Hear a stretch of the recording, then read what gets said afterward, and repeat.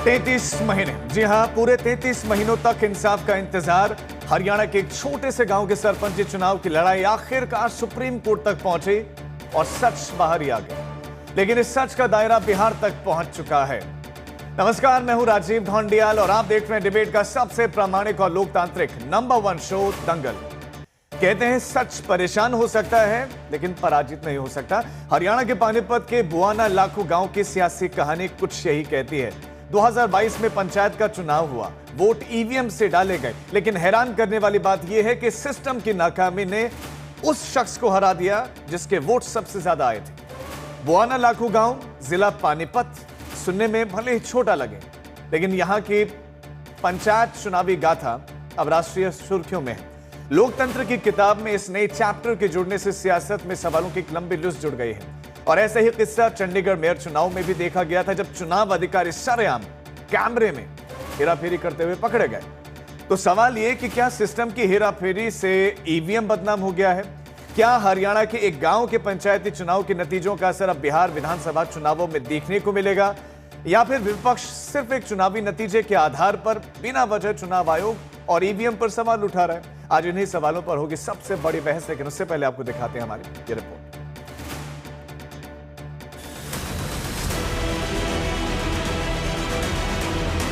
मैं मोहित कुमार उत्तर प्रदेश उपरमपाल ईश्वर की शपथ लेता हूँ कि मैं सत्यनिष्ठा से प्रतिज्ञा करता हूँ कि विधि द्वारा स्थापित भारतीय संविधान के प्रति सच्ची श्रद्धा और निष्ठा रखूंगा। हरियाणा के पानीपत की लड़ाई के बाद लोकतंत्र की एक लड़ाई सुर्खियों में है। मामला 2022 का है। बुआना लाखू गांव में सरपंच का चुनाव हुआ। कुलदीप मलिक को सरपंच घोषित कर दिया गया। गांव में बैंड बाजा बज गया, लड्डू बट गए, लेकिन मामले में नया ट्विस्ट आ गया। हैरान करने वाली बात यह है कि ये तब हुआ जब वोटिंग ईवीएम के जरिए हुई थी। पंचायत चुनाव में जिस मोहित मलिक को हार का सामना करना पड़ा था, उन्हें 33 महीने बाद इंसाफ मिला है।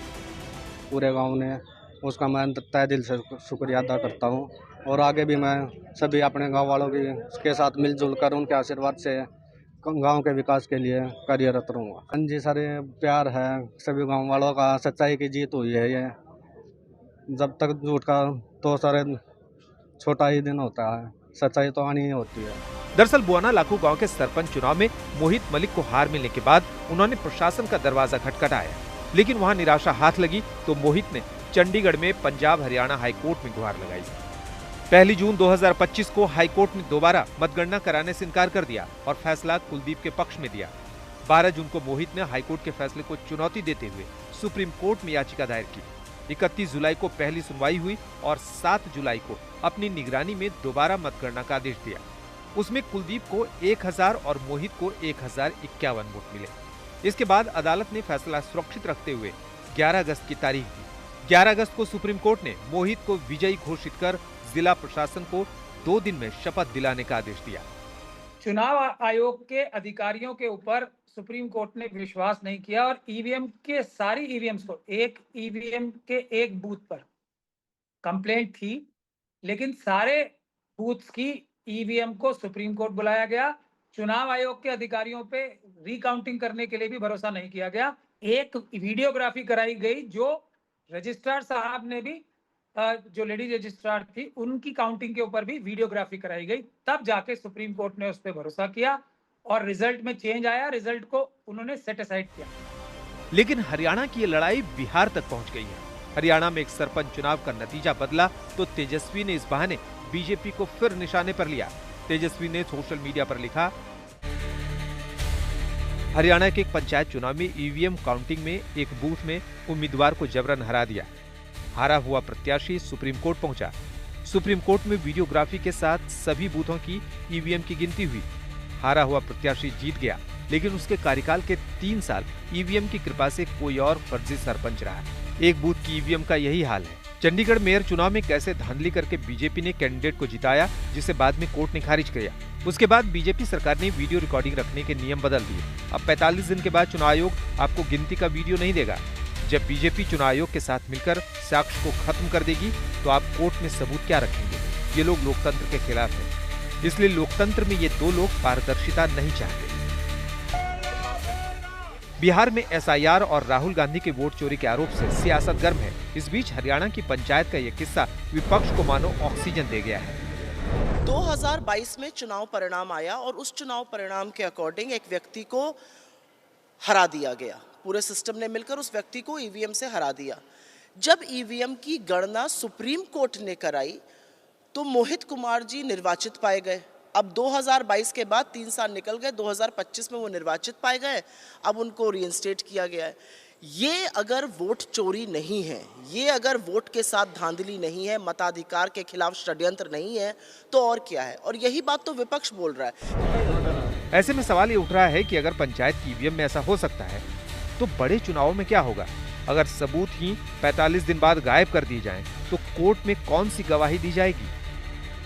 इलेक्शन कमीशन के जो फैसले हैं, इलेक्शन कमीशन का जो काम करने का तरीका है, उससे लोग संतुष्ट नहीं हैं। अविश्वास पैदा हुआ है। जो बैलेट का हमेशा मांग रही है, और अमेरिका की नकल करें, जापान की नकल करें और जर्मनी की नकल करें। जर्मनी में तो सरकार और वहाँ के सबसे सुप्रीम कोर्ट का ये फैसला है कि अगर ईवीएम से वोट पड़ेंगे तो अनकॉन्स्टिट्यूशनल होगा। तो इसलिए बैलेट के से वोट पड़ रहे हैं। वहाँ अमेरिका में भी बैलेट से वोट पड़ते हैं और वहाँ खुद किससे वोट डालना है ये चॉइस है। अब मामला हरियाणा के बुआना लाखू की पंचायत तक सीमित नहीं रहा। अब बात इस साल होने वाले बिहार विधानसभा और 2024 के लोकसभा चुनाव तक पहुंच गया है। लोकतंत्र की असली परीक्षा ये नहीं कि कितने वोट पड़े, बल्कि ये है कि कितने वोट सही गिने गए। और अगर जनता को अपना नेता चुनने का हक अदालत में साबित करना पड़े तो समझ लीजिए कि लोकतंत्र के रहनुमाओं के सामने बड़ी चुनौती है। पानीपत से प्रदीप रेड्डू और दिल्ली से अनिशा माथुर के साथ आज तक ब्यूरो। तो दाद तो मोहित मलिक को भी दी जा रही है, जो 51 वोटों से अब जीते, क्योंकि उन्होंने लंबी कानूनी लड़ाई लड़ी। निराशा भी बीच में आई जब लोगों ने कहा कि हार स्वीकार कर लो, लेकिन उन्होंने स्वीकार नहीं की। और इसीलिए आज दंगल के बहुत चुभते हुए दंगल के सवाल हैं कि क्या हरियाणा के बुआना लाखू गांव का पंचायत चुनाव का नतीजा बिहार चुनावों का ट्रेलर है? अब विपक्ष ने आवाज उठाना शुरू कर दिया है। आखिर 33 महीनों तक फर्जी सरपंच बना रहा, ये ईवीएम की गलती है या सिस्टम की सेटिंग? और महत्वपूर्ण सवाल नंबर 3, अगर सुप्रीम कोर्ट में ईवीएम का नतीजा पलट सकता है तो जनता का भरोसा कैसे बचेगा? ये तो विश्वास का संकट है।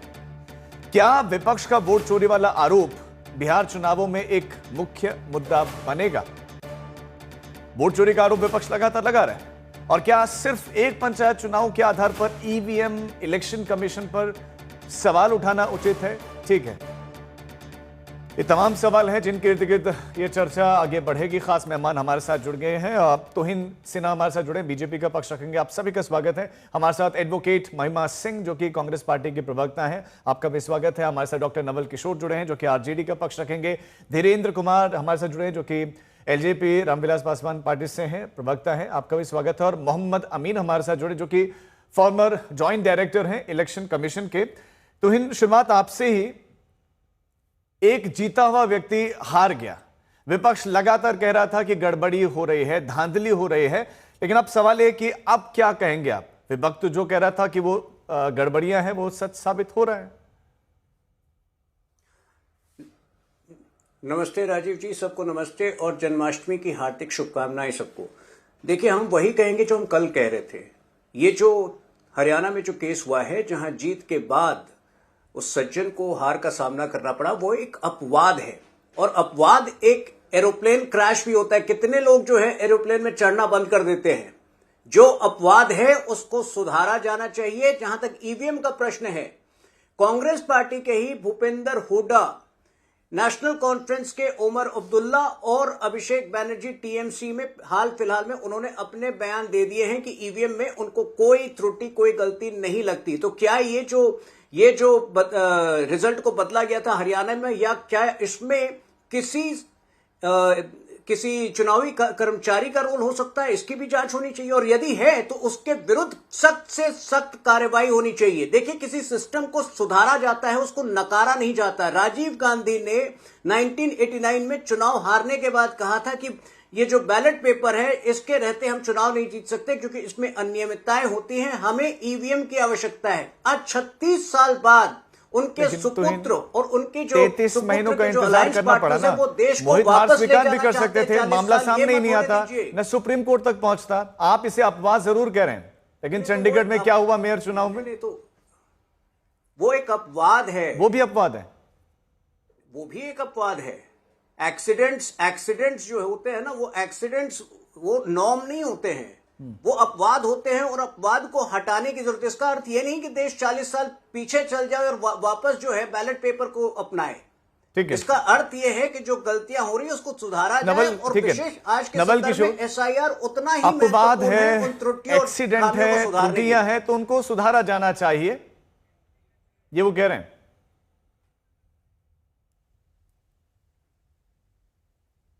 नवल किशोर, नहीं देखिए, सुधारा तो वो जा सकता है जो आपने अनजाने में गलती की, जो सुधारा तो उसको जा सकता है जो गलती अनजाने में की गई है, जो सोची समझी और साजिश के तहत की जा रही है, जो अहंकार और तानाशाह से की जा रही है, उसमें सुधारने वाला ही अहंकारी हो गया है। आप देखिए SIR के मुद्दे पे चुनाव आयोग कितना हठधर्मिता अपनाया पिछले 1-1.5 महीने से, वो देखने लायक है और समझने लायक है। जब तक कोर्ट लगातार उनको सलाह दे रहा है कि आप आधार कार्ड को मांगिए, क्योंकि सबसे ज्यादा लोगों के पास आधार कार्ड है, आधार कार्ड में आप कारण बताते रहे कि इसमें बहुत सारे गड़बड़ियां होती हैं, तो जब वो गड़बड़ियां ठीक नहीं हो सकती है तो ये गड़बड़ियां कैसे ठीक हो सकती हैं? और ये पहली बार नहीं है।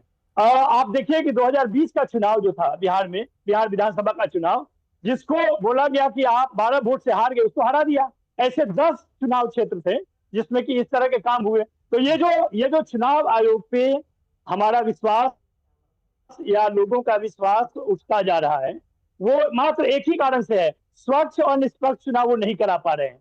ये जो स्वच्छ और निष्पक्ष चुनाव है, वही लोकतंत्र के मूल कारक तत्व है, और वही अगर खतरे में है तो आप बताइए कि चुनाव जीतना और हारना तो फिर सरकार की मर्जी रह जाएगी। जो सरकार के साथ रहेंगे वो चुनाव जीतते रहेंगे, और जो सरकार के विरोध में रहेंगे वो चुनाव हारते रहेंगे। ये तमाम तरह की, आप देखिए कि 2024 के चुनाव में भी अभी भी चल रहा है कि 78 सीटों पे घपला किया गया। अब वो सही है या गलत है, सबको क्या सुप्रीम कोर्ट के इस फैसले से इलेक्शन कमीशन पर, ईवीएम पर सवाल उठाना उचित है?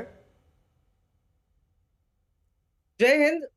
देखिए राजीव, सबसे पहली बात तो अपवाद कहा भाजपा के प्रवक्ता ने इन 1 या 2 अवसरों को, और मैं तो ये कहना चाहती हूं, आज पूरा देश कह रहा है कि भारत के स्वतंत्र भारत के इतिहास में पिछले 11 वर्ष अपवाद हैं।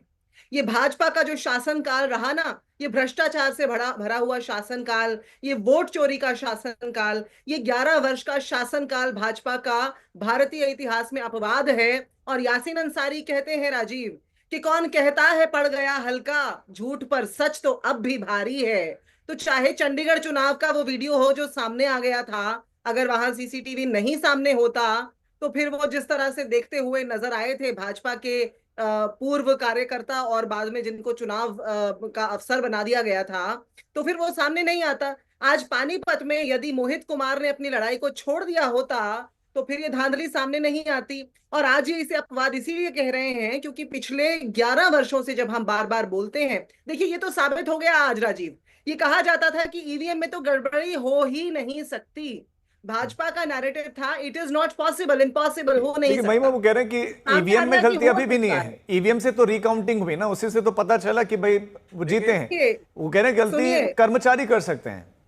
आपने जब ये कार्यक्रम शुरू किया राजीव, आपने कहा कि विपक्ष आवाज उठाने लगा है। मैं इस त्रुटि को दुरुस्त करके बोल दूं, विपक्ष तो आवाज उठाता रहा है 11 वर्षों से, अब वो थोड़ी थोड़ी तंत्र को सुनाई देने लगी है। पूरा का पूरा चुनावी तंत्र गड़बड़ाया हुआ है। आप चुनाव आयोग का पिछले जो 1 महीने का रवैया है, खास तौर से जब से ये पिछले 2 हफ्ते से वोट चोरी वाली बात सामने आई है, चुनाव आयोग का जो रवैया है ना वो भगौड़े वाला बन गया है। चुनाव आयोग हर बात से, हर जवाबदारी से भागना चाहता है। अब आज जब बात आ गई है, एक दूध का दूध पानी का पानी हो गया, तो चाहे चुनाव आयोग हो, भाजपा हो, आपको एक ही भाषा बोलते हुए दिखेंगे कि अपवाद ये भी एक प्रश्न उठ रहा है, तोहिन इसका भी जवाब दीजिए कि एक संवैधानिक संस्था है, बीजेपी क्यों डिफेंड कर रहे हैं? अगर कमियां उजागर हो रही है, बीजेपी भी डिफेंड करने के लिए आ जा रही है, आरोप लग रहा है। संवैधानिक संस्था, उसकी भी तो कुछ रिस्पॉन्सिबिलिटी है ना, उसकी भी जवाबदेही है, उसको जवाब देना चाहिए। देखिए,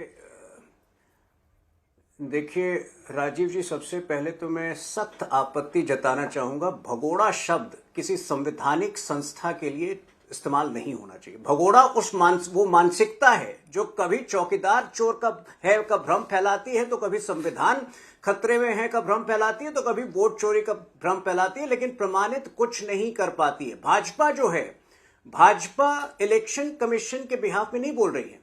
अगर आप सुप्रीम कोर्ट के कुछ ऑब्जर्वेशंस को ध्यान से अध्ययन उनका करें, सुप्रीम कोर्ट ने इस पूरे एसआईआर की प्रक्रिया की संवैधानिकता को सही ठहराया है। सुप्रीम कोर्ट ने कहा है कि ये एक रूटीन प्रोसेस है, देश भर में होना चाहिए, और सुप्रीम कोर्ट ने ही अपने एक ऑब्जर्वेशन में कहा है कि आधार कार्ड कोई कंक्लूसिव प्रूफ नहीं हो सकता सिटीजनशिप का। हां, जो 65 लाख लोग जिनके नाम हटाए गए हैं, उनके नाम को पारदर्शी तरीके से छापे जाने की जो निर्देश दिया है सुप्रीम कोर्ट का, उसका हम स्वागत करते हैं। पारदर्शिता होनी चाहिए। देखिए, सुप्रीम कोर्ट का पर्पस है कि किसी भी एक्सरसाइज में चेक्स और बैलेंसेस डालें और उसको पारदर्शी बनाएं, हम उसका समर्थन करते हैं। लेकिन ये लोग एसआईआर का विरोध करते हैं और ये पूरा जो है केवल और केवल देश में संशय फैलाना चाहते हैं, अराजकता फैलाना चाहते हैं। एक तरफ राहुल गांधी किसी गांव में जाते हैं, कहते हैं कि 8 लोग मृत घोषित किए थे, मैं उनको आपके सामने खड़ा कर रहा हूं। देखिए, ये अराजकता फैलाने से अच्छा होता कि वो 8 लोगों को जो लोकल इलेक्शन ऑफिस है वहां ले जाते और उनको समझाते कि कैसे सेक्शन 6 का फॉर्म आप भर सकते हैं और अपने दस्तावेजों के समेत आप अगर जाएं तो इसका अपना नाम इंक्लूड करा सकते हैं। लेकिन वो लोगों को एजुकेट करने में यकीन नहीं रखते। वो केवल और केवल इस देश की गरीब जनता को भ्रमित कर रहे हैं, मिसलीड कर रहे हैं और इस देश में अराजकता चाहते हैं। ठीक है, मैं नवल जी और महिमा आपके पास लौटूंगा। पहले एक रिएक्शन में धीरेन्द्र से लेना चाहता हूँ। मैं आपके पास लौटने आऊंगा ना, मैं सिलसिलेवार आपके पास आऊंगा ना, आप जवाब दीजिएगा, आराम से दीजिएगा। मैं एक सवाल धीरेन्द्र से भी ले लूं, उसके बाद मैं आपके पास। धीरेन्द्र, सवाल ये है, तेजस्वी यादव भी ये सवाल उठा रहे हैं। वो कह रहे हैं कि जो साक्ष्य खत्म कर दिए जाएं क्योंकि वीडियो रिकॉर्डिंग के नियम बदल दिए गए हैं, तो जब साक्ष्य नहीं होगा हम सुप्रीम कोर्ट में लेकर क्या जाएंगे, एविडेंस लेकर क्या जाएंगे, ये भी आरोप लगा रहे हैं वो। सबसे पहले राजीव, जब ये नियम बना था 45 दिन का, तो उसमें सारे दलों के नेताओं की मौजूदगी में ये नियम बनाया गया था। अब जिस तरह से ये लोग आरोप लगा रहे हैं कि लूट होती है, ईवीएम में गड़बड़ी है, इसके पहले के जमाने में तो बैलेट से ही चुनाव होता था। किस तरह से बुलेट के दम पर बैलेट पे जाने से गरीब मतदाताओं को रोका जाता था। तब राजीव गांधी जी ने सही, अभी तुहिन जी ने कहा है कि उन्होंने कहा था कि गरीब मतदाताओं को दिक्कत होती है, सही नहीं होता है। और आज ईवीएम में मैनिपुलेटेड है कि मशीन गड़बड़ है। मशीन पर तो सुप्रीम कोर्ट ने सवाल नहीं उठाया है। आज सुप्रीम कोर्ट की सुविधा के अनुसार ये सम्मान करते हैं और सुविधा के अनुसार अपमान भी करते हैं। जब इसी राफेल सौदे में कहा सुप्रीम कोर्ट ने कि कोई गड़बड़ी नहीं हुई है, तो राहुल गांधी जी ने कह दिया कि चौकीदार चोर है। लेकिन धीरेन्द्र, यहाँ जो फैसला आया इसमें किसकी त्रुटि उजागर हुई? यहाँ नहीं, ये तो जांच का विषय है। और जब ये लोग आप क्या जांच का विषय है, किसकी त्रुटि उजागर हुई तो क्लियर है। मैं बता रहा हूं ना कि ये त्रुटि जहां पर जो उसमें काम करने वाले कर्मी होंगे, कहीं ना कहीं उनकी गड़बड़ी होगी और ऐसे लोगों को दंडित भी होना चाहिए, ये मेरी मांग है। लेकिन जो आरोप लगाते हैं कि सभी संवैधानिक संस्थाओं पर, कोर्ट पर भी एनडीए और भाजपा के लोगों ने पकड़ बना लिया है, आज खुद इनको जवाब मिल गया है कि सच्चाई की जीत होती है और न कभी न मीडिया उनके कब्जे में है, न लोकतंत्र में न्यायपालिका उनके कब्जे में है, न संसद कब्जे में, न कोई ईडी सीबीआई कोई कब्जे में नहीं है। गलत अगर होगा तो पकड़ा जाएगा। लेकिन कोर्ट ने यह भी तो नहीं कहा राजीव जी कि ईवीएम में गड़बड़ी थी, पहले काउंटिंग कुछ बताया था, कुछ बताया था। लिखने वाले ने ये मैन मेड एरर हो सकता है, मैन मेड साजिश हो सकता है, इसलिए ईवीएम पे सवाल उठाना मुझे आप कह रहे मैन मेड। हमारे साथ मोहम्मद अमीन साहब है। मोहम्मद अमीन साहब, क्या ये वाकई मैन मेड हो सकता है? अगर चुनाव आयोग के कर्मचारियों की त्रुटि थी तो वो उसको ठीक भी कर सकते थे, लेकिन एक व्यक्ति को, मोहित को, लड़ना पड़ता है 33 महीने तक, सुप्रीम कोर्ट जाना पड़ता है और सुप्रीम कोर्ट से फैसला आया। सुप्रीम कोर्ट को फैसला क्यों देना पड़ा है? चुनाव आयोग के अधिकारी, चुनाव आयोग क्या कर रहा था, उन्होंने क्यों नहीं रिकाउंटिंग की? देखिए राजीव जी, जहां तक इलेक्शन का सवाल है, इलेक्शन जो पहले हुआ करते थे उसमें भी वही था कि इलेक्शन हो रहे हैं, उसके बाद काउंटिंग हो रही है, उसके बाद वो बैलेट बक्सा सील कर दिया जाता था। जब पिटीशन होने के बाद ही उसका नंबर आता था, जब 3-3, 4-4 साल, 5-5 साल लगता था। जैसे भी आपने देखा, ये जो मामला था पानीपत का, वो सुप्रीम कोर्ट तक गया। मैं कहता हूँ उसको स्टेट के उच्च न्यायालय ने, हाई कोर्ट ने भी मना कर दिया इस बात को, जबकि वो कर सकते थे उस लेवल पे। लेकिन इसने लड़ाई लड़ी मोहित ने और ये सुप्रीम कोर्ट तक अपना केस ले गया। मैं इस मामले में क्लियर कट कहना चाहता हूं कि कोई दिक्कत नहीं कहने में कि वहां पर जो कोताही हुई है वो प्रिसाइडिंग अफसर की हुई है। जो भी प्रिसाइडिंग ऑफिसर था वहां पर काउंटिंग ऑफिसर, उसने ये गड़बड़ की है। इतना तो ईवीएम की गड़बड़ है, ना किसी चीज की गड़बड़ है, ना वोटों की गड़बड़ है। क्योंकि एक छोटा चुनाव था इसलिए बड़ा क्लियर कट था इसमें कि उसको पते थे मोहित को कि हमें कितने वोट मिले हैं या कितने वोट मिलेंगे, और वो वहां पर काउंटिंग एजेंट में के नाते रहा होगा या उसका कोई वर्कर रहा होगा। अब आप देखिए कि 51 वोटों की हेराफेरी की है, 1000 और 1051 वोट। इसमें कुछ नहीं किया है, जानबूझ के जो था वो मोहित के खाते के जो वोट थे 1051, वो उठा के जो बैलेंस शीट थी उस बैलेंस शीट में इन्होंने टोटल, चूंकि वोट पता रहता है टोटल वोट कितने पड़े, तो इसलिए उस बैलेंस शीट को बैलेंस करने के लिए उसने कुलदीप को खाते में दिखा दिए 1051 और मोहित को दिखा दिए 1000, इसलिए 51 से हारे।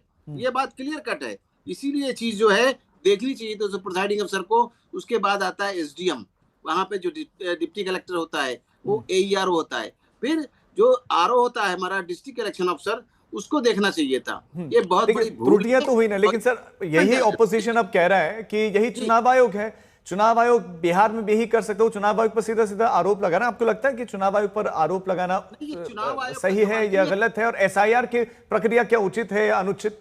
राजीव जी एक मिनट, ये इलेक्शन कमीशन का चुनाव नहीं है, ये ब्लॉक लेवल का चुनाव है, सरपंच को चुनाव है, नगर पालिका जैसे चेयरमैन का होता है चुनाव। नहीं, वो मैं कह रहा हूं कि ऑपोजिशन इसको आधार बना रहा है, बिहार के लिए आधार बना रहा है कि बिहार में भी ऐसी जमीन तैयार की जा रही है पार्टी विशेष के लिए।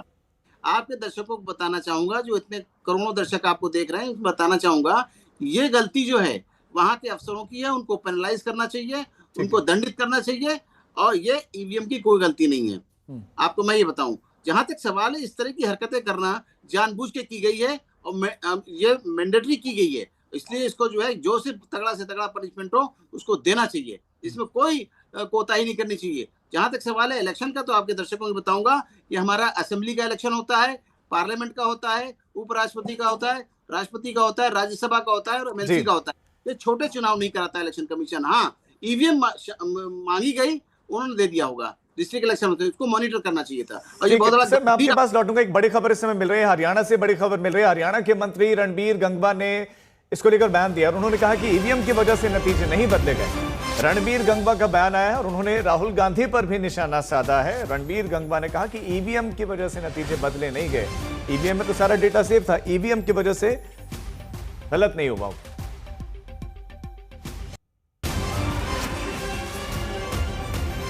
नहीं, देखिए, इस पे ईवीएम पे सवाल की बात नहीं है। जो सरपंच जीता है या जो जीता हुआ हारा है, वो कोई ईवीएम की कोई गड़बड़ी उसके अंदर नहीं कह सकते आप है। वो तो काउंटिंग अगर वो ठीक तरह से नहीं हुई होगी, ये तो जो उनके हर एक अपने जो चुनावी एजेंट होते हैं, काउंटिंग एजेंट होते हैं, वो बैठ करके देखते हैं, कहीं ना कहीं कोई मिस्टेक रही होगी। मुझे एग्जैक्ट मुझे इस बात का पता नहीं है, लेकिन ये यूं नहीं है कि भी ईवीएम में कुछ और था और बाद में कोई बैलेट पेपर से कुछ और हो गया, ऐसा तो कुछ है ही नहीं। ये तो ईवीएम की काउंटिंग थी, कोर्ट ने भी ईवीएम से ही काउंटिंग करवाई है।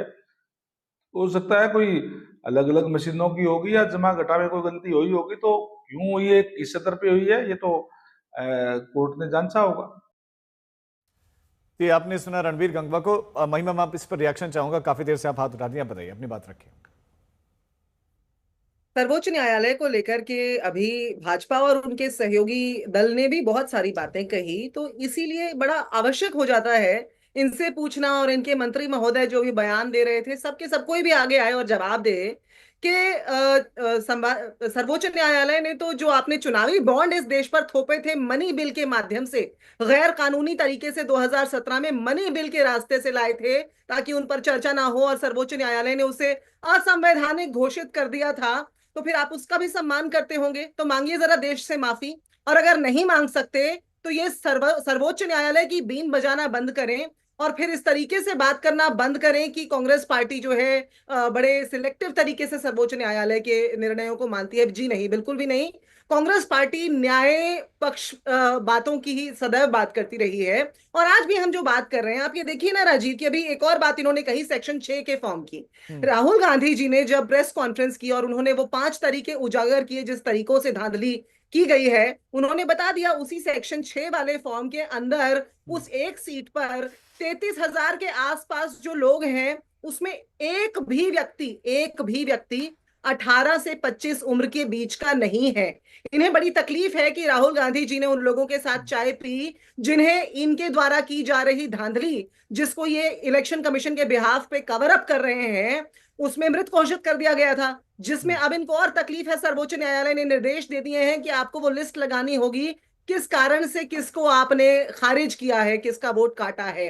तो इसलिए आज भाजपा, सबसे पहले तो हमें ये बता दे चुनावी बॉन्ड के बारे में जो असंवैधानिक घोषित हुए, ये उसे गलत अगर मानते हैं, सर्वोच्च न्यायालय के फैसले को सही मानते हैं तो माफी मांग लें। आज इनको मौका मिला है। नहीं, मैं इसका जवाब उनसे लूंगा, लेकिन महिमा आप ये भी तो बताएं ना कि यहाँ आप ईवीएम पर सवाल उठाते रहे, अलग अलग स्टेट में चुनाव हुए जहां पर आपकी सरकार नहीं बन पाई तो ईवीएम पर दोष मढ़ा गया, प्रेस कॉन्फ्रेंसेस हुई, लेकिन यहां पर यह बात भी क्लियर हो रही कि ईवीएम का दोष तो नहीं था, अधिकारियों का हो सकता है लेकिन ईवीएम का नहीं था। चलिए, अच्छा, आपकी बात मान लेते हैं। और अभी पूर्व संयुक्त निदेशक महोदय ने भी ये बात बोली कि शायद किसी कर्मचारी का दोष है। आप ये बताइए ना कि अगर किसी कर्मचारी के द्वारा ऐसा किया गया जानते बूझते हुए या गलती से, उसका फायदा किसको पहुंचा? राजीव, सीधा सवाल पूछने वाला ये है कि उसका फायदा किसको पहुंचा?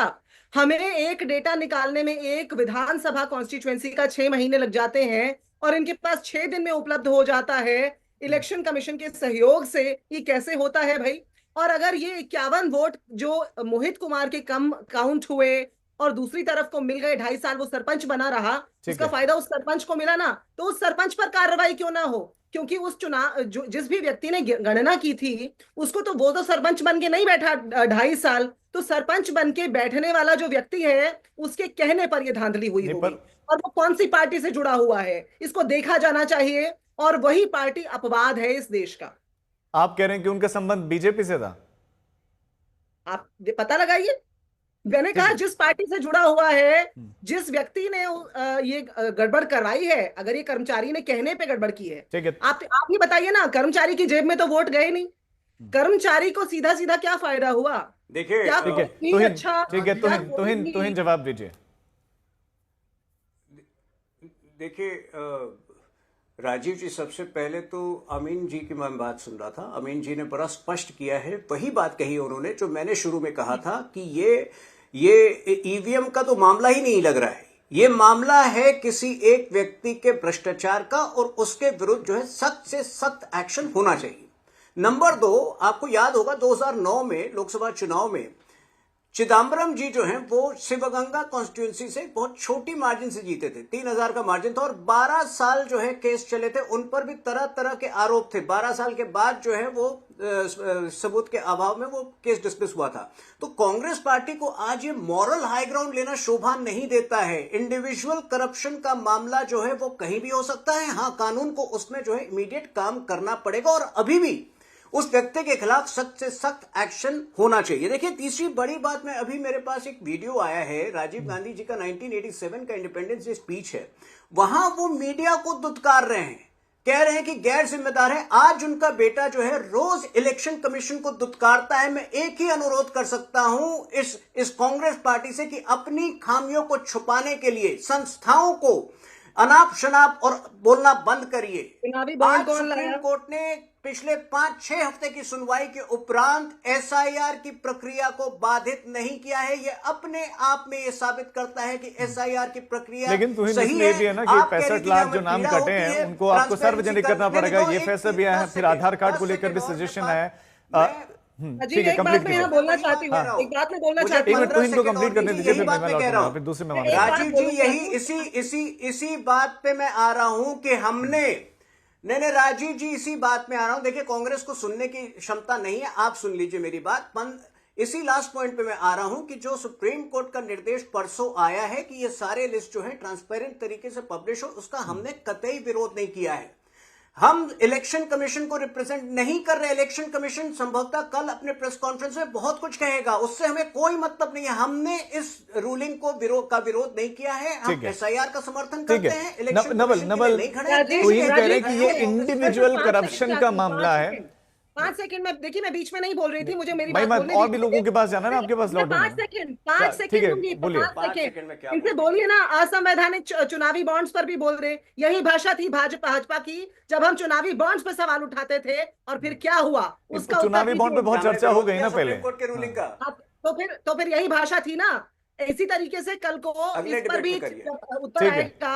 चुनाव आयोग के ऊपर जब कल को ये हमारे आरोप साबित हो जाएंगे तो क्या भाजपा माफी मांगेगी? आज ये सर्वोच्च न्यायालय की बात करते हुए चुनावी बॉन्ड की बात क्यों नहीं करते? 20 सेकंड में इसका जवाब दीजिएगा।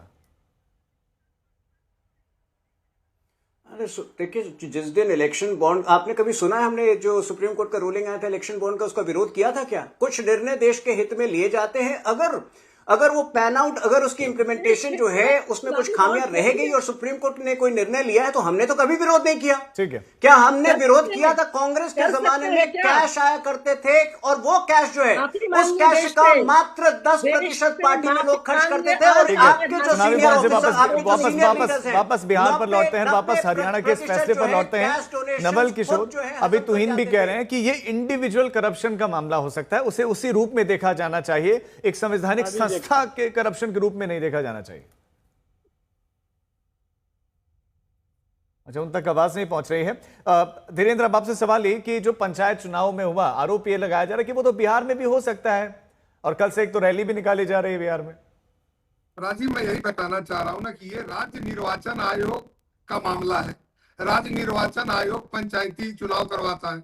वहां पर अगर किसी व्यक्ति ने गड़बड़ी किया तो उसको आप सीधा ईसीआई को जवाबदेह बना रहे हैं। एक नैरेटिव बनाने का, फेक नैरेटिव बनाने का आप कोशिश कर रहे हैं चुनाव को लेकर के।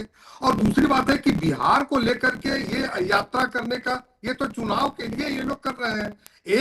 एक अपवाद पर विवाद करके और अपना मुद्दा बनाना। इन्होंने मोदी का विरोध किया, इन्होंने सनातन का विरोध किया, सेना का विरोध किया, मीडिया का विरोध किया, ईडी का विरोध किया, किसका नहीं किया? लेकिन कोई सब फेल हुआ ना। और ईसीआई का विरोध भी ये फेल होगा, क्योंकि बहुत फुल प्रूफ है। दुनिया में कुछ ही देश है ऐसे जहां पर इतने फुल प्रूफ व्यवस्था के साथ मतदान होता है। तो बिहार में इनके पास मुद्दा नहीं है राजीव जी, और ये लोग झूठ मूठ का नैरेटिव चलाने का प्रयास कर रहे हैं। इसमें भी ये लोग फेल होंगे। मैं बता रहा हूं कि चाहे जो भी ये लोग कर ले, कल से ये लोग इसी का नारा रोड सड़कों पे निकलेंगे लोगों के। लेकिन एक भी लोगों ने शिकायत, आपके ना ऑडियो में भी कुछ दिक्कत आ रही है, मैं आपके पास लौटता हूं। नवल किशोर के पास फिर से चलते हैं। नवल, क्या हरियाणा में पंचायत चुनाव पर जो ये फैसला आया है, जो ये सुप्रीम कोर्ट का फैसला, क्या बिहार चुनाव पर इसका असर पड़ेगा?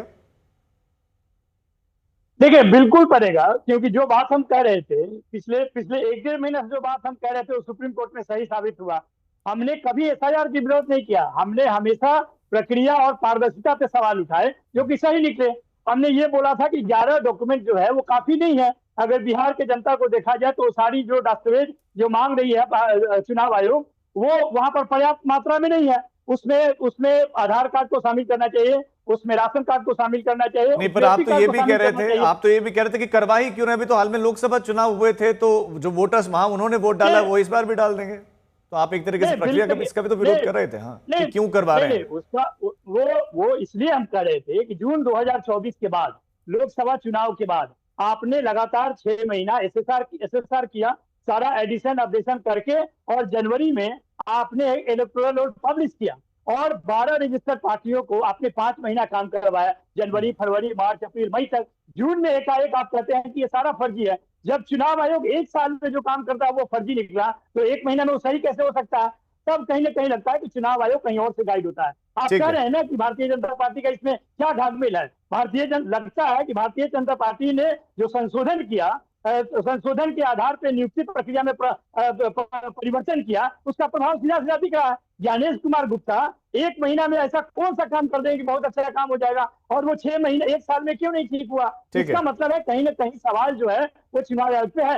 और हम बात कर रहे हैं चुनाव आयोग पर, चूंकि ठीक है मैं लौट रहा हूँ अमीन जी, चुनाव आयोग पर चूंकि सवाल उठ रहे, मेरा सवाल ये है कि जब इंडिविजुअल करप्शन हो सकता है वो क्लियर है, हमने चंडीगढ़ में भी देखा, हरियाणा के केस में भी उजागर हुआ, तो ऐसे में विपक्ष का जो सवाल है कि जो चुनाव आयोग के भी अधिकारी हैं उनकी निगरानी के लिए चाहे सीसीटीवी फुटेजेस हो, सीसीटीवी हो, एक पारदर्शिता रहे। तो विपक्ष का सवाल क्या यहाँ पर जायज या उचित नहीं लगता? देखिए, विपक्ष ठीक है अपनी ये कह रहा है, लेकिन उसको ये भी पता होना चाहिए कि जो एसआईआर कराया गया वो राहुल गांधी के अनुरोध पे कराया गया।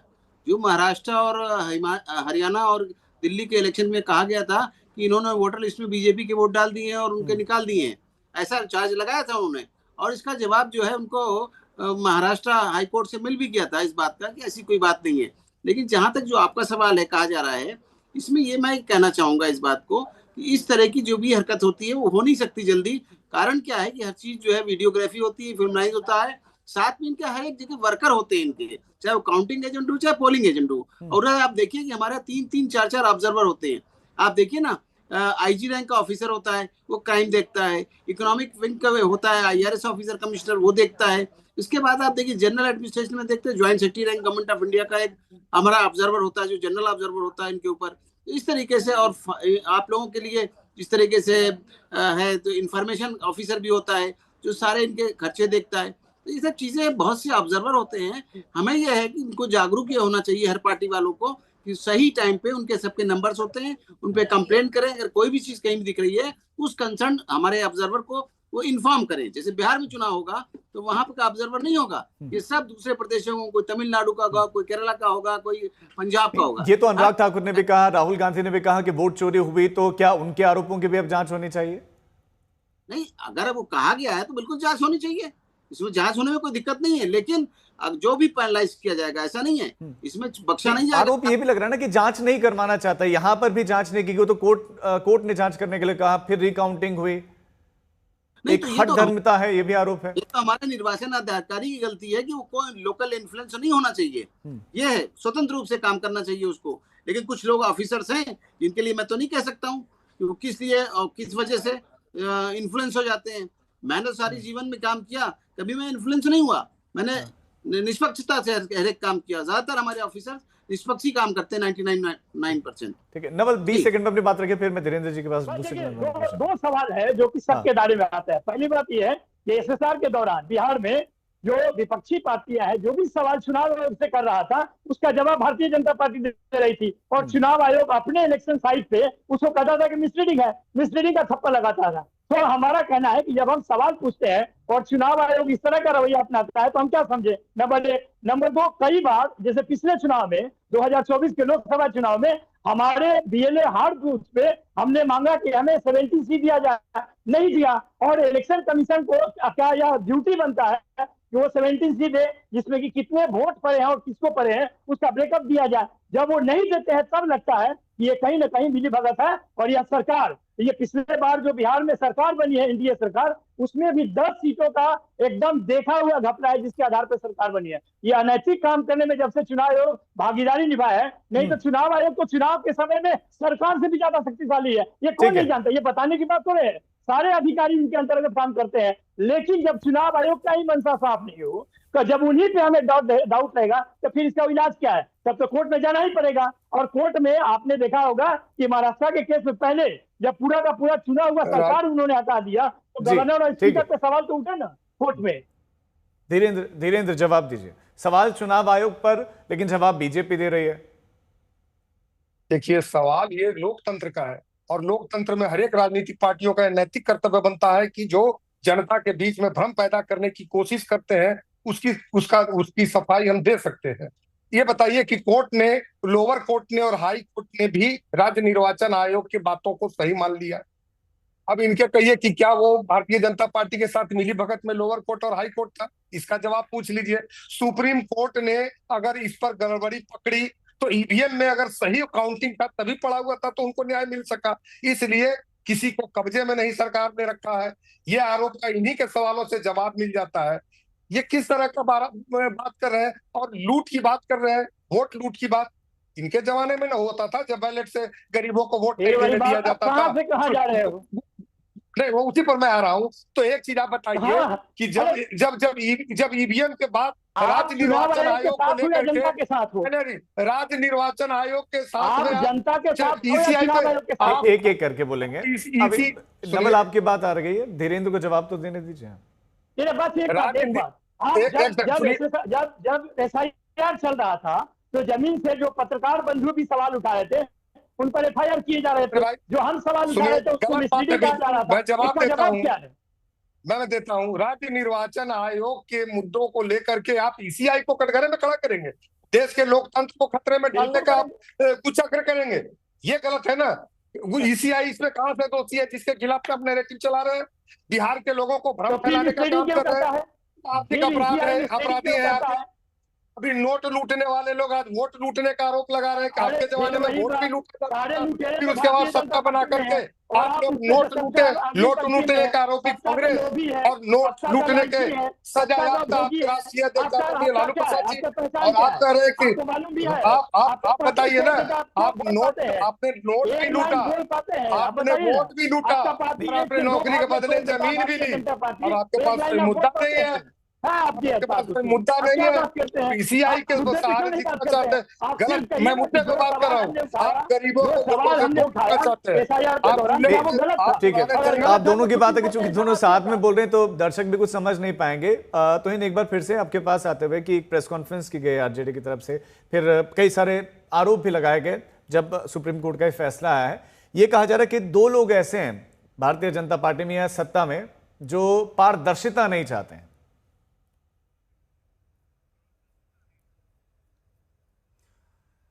देखिए, मैं इनके प्रश्नों का क्या उत्तर दूं। इनके प्रश्नों का उत्तर कांग्रेस पार्टी के ही एक ट्राइबल लीडर, जनजातीय वर्ग के नेता KJ रजन्ना ने दिया था। आपको याद होगा 4-5 दिन पहले उन्होंने बहुत स्पष्ट तौर पे कहा कि कांग्रेस क्या सोती रहती है, जब लिस्ट बनता है, जब प्रारंभिक लिस्ट बनता है, जब उसका जो है निरीक्षण होता है, क्या कांग्रेस के और विपक्ष के BLAs जो है उस वक्त सोते रहते हैं क्या?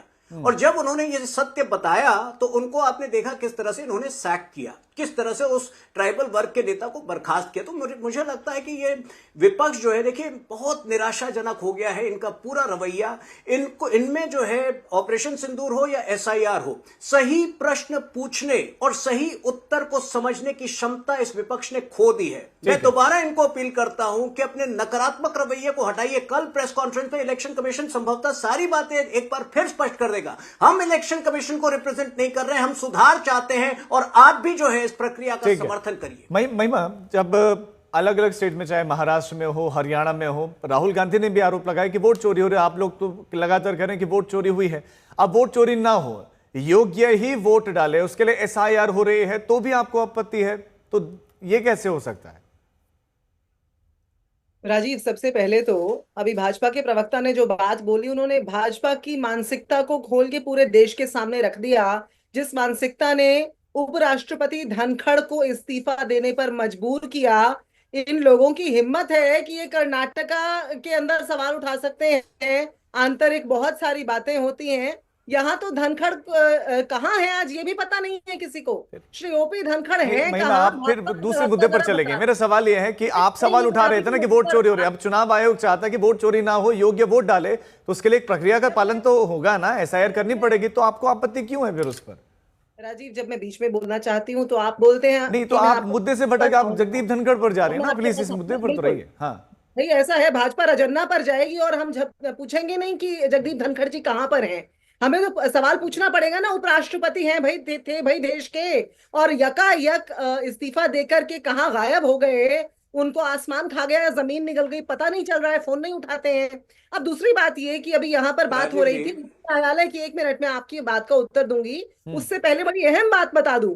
जो चुनाव आयोग पंजाब हरियाणा उच्च न्यायालय द्वारा निर्देश दिए जाने पर कि सबूत पेश किए जाएं, 2 हफ्ते के अंदर चुनाव आयोग द्वारा रातों रात नियम बदल देता है, उस चुनाव आयोग की देखिए जरा कि हिमाकत इस देश के नागरिकों के प्रति क्या है कि वो आज आकर के ऐसा बर्ताव करता है कि जैसे कि उनसे सवाल नहीं पूछा जा सकता, और उसके केस को बोल्स्टर करने के लिए, यानी कि और मजबूत करने के लिए भाजपा आगे आ जाती है। अब आप पूछ रहे हैं कि हमने जो सवाल उठाए थे, ये तो बहुत पुराना सवाल हो गया। भाजपा लगातार इस सवाल को पूछती जा रही थी और हमने बार बार बताया, स्पेशल इंटेंसिव इस तरह की आनन फानन में की गई एक इस नाम वाली आप लगातार कह रहे हैं ना कि आनन फानन में। अमीन जी, मैं जल्दी से आपसे समझना चाहूंगा कि क्या जो हरियाणा में हुआ, क्या वो बिहार में भी हो सकता है? यही ऑपोजिशन कह रहा है कि क्या हो सकता है, क्या प्रक्रिया रहती है पंचायत चुनाव में और विधानसभा चुनाव में क्या रहेंगे? विधानसभा का जो चुनाव होता है वो इलेक्शन कमीशन ऑफ इंडिया कराता है, उसमें ऑब्जर्वर बाहर के होते हैं और जिला निर्वाचन अधिकारी डायरेक्ट कंट्रोल में होता है। जो भी काम कर रहा होता है कर्मचारी, उस वक्त बहुत तगड़ी निगाह होती है उस पर, इलेक्शन पे, चाहे पार्लियामेंट का हो चाहे असेंबली का हो। लेकिन जहां तक लोकल चुनाव हो, इसमें 2 चुनाव होते हैं, एक तो नगर पंचायत के होते हैं, एक ग्राम पंचायत के होते हैं। इसमें म्यूनिसिपल होता है और उसका ब्लॉक स्तर का होता है। ये दोनों जो चुनाव कराए जाते हैं वहां पर उनके कमिश्नर रैंक के जो लोकल बॉडीज के होते हैं उनके लोकल कमिश्नर होते हैं, और ब्लॉक स्तर के तो उनका कमिश्नर अलग होता है, वो लोग चुनाव कराते हैं। इसके लिए इलेक्शन कमीशन का कोई लेना देना नहीं है। इस तरह की बातें करना अनुचित है। हाँ, ईवीएम दी गई, उनके मांगने पर दी गई होगी, कलेक्टर ने उनको अलॉट की होगी, पर इतनी सी गलती है कि ईवीएम उनको देना नहीं चाहिए था। अभी तक तो नहीं दिया जाता था, लेकिन लोकल चुनाव में ईवीएम दे दी गई तो ठीक है, लेकिन इसके लिए मॉनिटर करना चाहिए था। इसके लिए वहाँ के जो निर्वाचन अधिकारी हैं वो जिम्मेदार हैं, और उनको इस मामले में दंडित किया जाना चाहिए कि उन्होंने क्यों नहीं प्रॉपर सुपरवाइज किया इसके लिए। और ये गलत चीज है। या तो ईवीएम लेना जाए, अगर ले जाए तो उसका सही तरह से प्रयोग हो, और उसमें ईवीएम की कोई गलती नहीं है, उसमें हेराफेरी की गई है। रिजल्ट में जो जीता हुआ था उसको हरा दिखा दिया, और हरा हुआ जिसको बोलते हैं टैबुलेशन शीट में गड़बड़ की है, और वहां पर सिग्नेचर करके दे दिए। ये सोचे कि पिटीशन होता रहेगा। ये किया गया लोकल इन्फ्लुएंस पे, जिसने भी किया हो, चाहे अधिकारी ने किसी स्तर पे किया हो, ये वहां के अधिकारी और वहां के लोकल लेवल पे मिले हुए का काम है ये। ठीक है सर, समय इतनी ही इजाजत दे रहा था। आप सभी मेहमानों का हमारे साथ जुड़ने के लिए बहुत शुक्रिया। तो हरियाणा पर फैसला आया, जीता हुआ व्यक्ति पहले हार गया था, लेकिन सुप्रीम कोर्ट के फैसले के बाद पता चला कि जो हारा हुआ व्यक्ति था वही दरअसल जीता हुआ था। अब इस मुद्दे को बिहार में भी उठाया जा रहा है, कल से रैली भी निकलने जा रही है। देखना ये होगा कि विपक्ष इस मुद्दे को कैसे बिहार में उठाता है। और दंगल में आज के लिए बस इतना ही। देश और दुनिया की तमाम खबरों के लिए आप देखते रहिए आज।